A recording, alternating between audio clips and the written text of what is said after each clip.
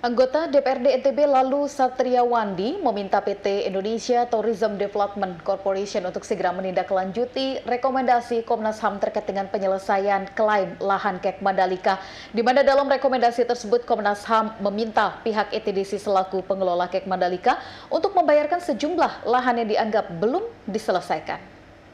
Masalah lahan di KK Mandalika, khususnya di kawasan yang Komisi Nasional Hak Asasi Manusia Komnas HAM Rabu pekan lalu menggelar pertemuan antar perwakilan pemerintah, ITDC dan masyarakat untuk menyelesaikan sengketa tanah di kawasan ekonomi khusus KEK Mandalika yang berada di proyek pembangunan sirkuit MotoGP.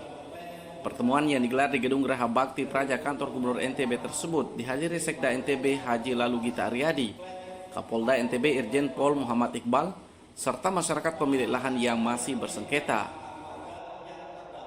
Dari pertemuan tersebut, Komnas HAM memberikan sejumlah rekomendasi berdasarkan temuan di lapangan, baik pada pemerintah NTB maupun kepada pihak ITDC selaku pengelola KEK Mandalika.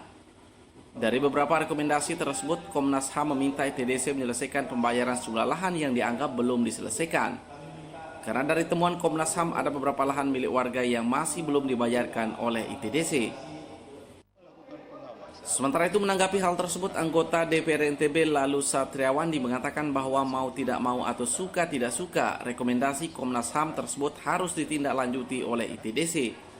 Karena Komnas HAM tegasnya tidak mungkin gegabah dalam mengeluarkan rekomendasi tanpa didasari fakta dan data yang jelas di lapangan. Selain itu, lanjut politisi Partai Golkar ini DPR NTB bersama pemerintah NTB juga sejak awal telah mengeluarkan regulasi jaminan atau perda penyelesaian sengketa lahan. Sehingga mau tidak mau lahan yang belum diselesaikan proses pembayarannya harus segera diselesaikan agar tidak menghambat proses pembangunan KEK Mandalika, khususnya sirkuit MotoGP yang direncanakan akan digunakan pada tahun 2021 mendatang. Ya, barangkali itu harus segera juga diselesaikan oleh pemerintah sehingga tidak terjadi hal-hal yang tidak kita inginkan di dalam kelanjutan pembangunan kawasan KEK itu yang sudah kita perdakan supaya bebas dari permasalahan lahan. Nah, itu yang kami tekankan.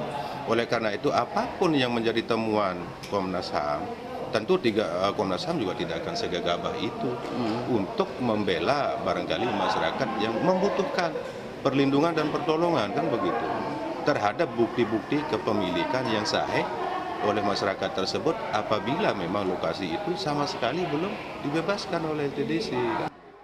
Dedi Supiandi, Lombok TV, Mataram.